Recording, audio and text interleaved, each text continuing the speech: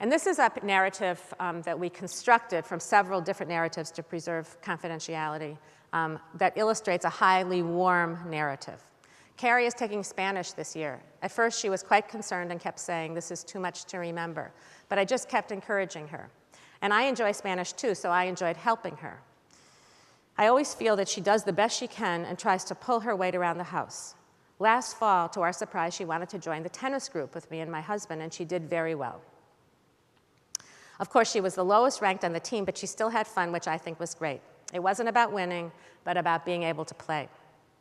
It's always so interesting to see her perspective on things. She looks at things just the way they are. So that would be rated as a very warm narrative. And here's an example of a high level of criticism in a narrative. And of course, I just want to say offhand, we've all had this set of thoughts about all of our children, no matter what their diagnosis is or isn't.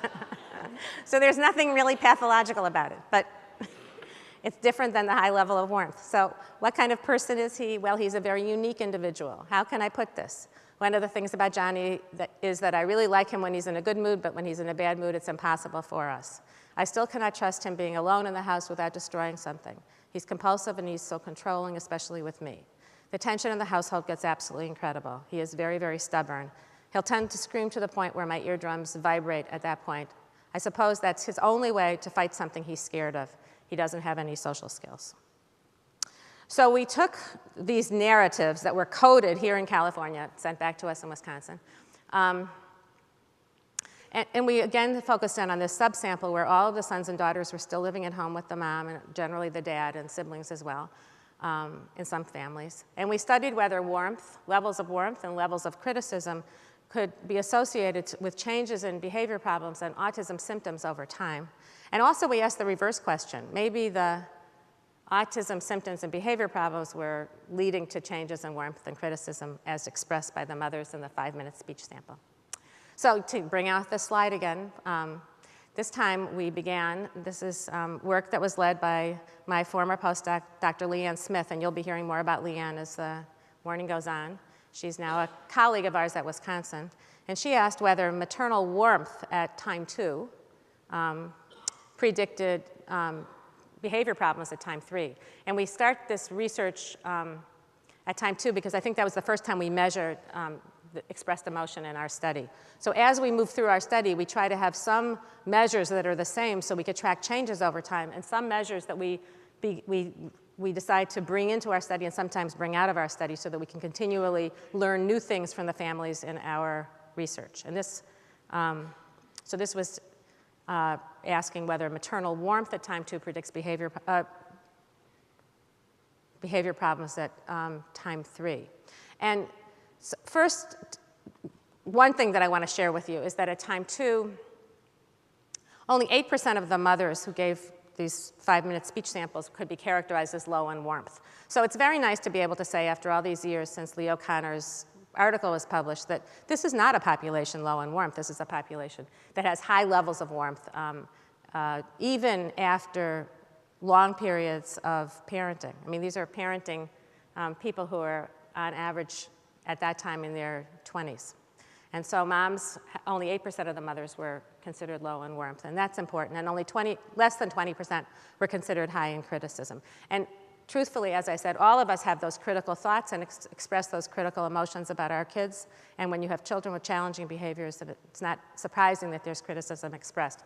But compared to other clinical groups, other family caregivers, this is high warmth, low criticism. And what we see is that high levels of warmth at time 2 statistically predict declining levels of repetitive behaviors at time 3, 18 months later. So high levels of warmth, fewer repetitive behaviors, the autism symptom of repetitive behaviors over this 18-month period. And we also asked whether the reverse direction of effects happens. In other words, do high levels of repetitive behaviors at time 2 predict lower levels of warmth in the mother? But it did not happen. As you see, that reverse line was not significant. That's what that NS is saying. So the direction of effects flowed from maternal warmth to the repetitive behaviors and not the reverse at this stage of life. And then Dr. Baker again asked the question, is this a sustained phenomenon? Can we look over a much longer period than just 18 months? Can we look over a 7-year period and ask, this time focusing on criticism, does change in criticism between time 2 and time 7 predict behavior problems at time 7? That's a 7-year period.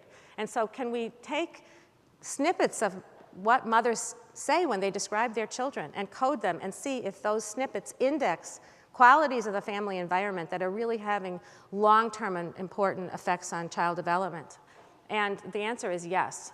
So the declining levels of criticism in these repeated measures during the 7 years between time 2 and time 7 in our study predicts lower levels of behavior problems in the sons and daughters who are now in adulthood.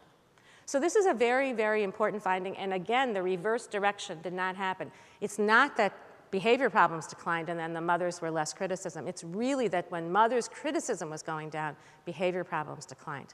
Now, I said we can't really prove cause and effect in a sort of fundamental way because we don't know what was happening in these families for all the years before we started studying them.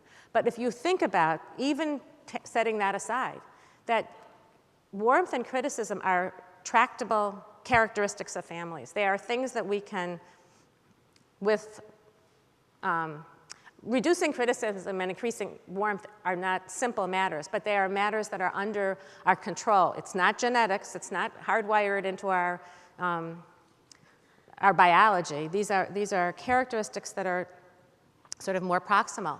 And what we see is that the characteristics of the family environment, whether they be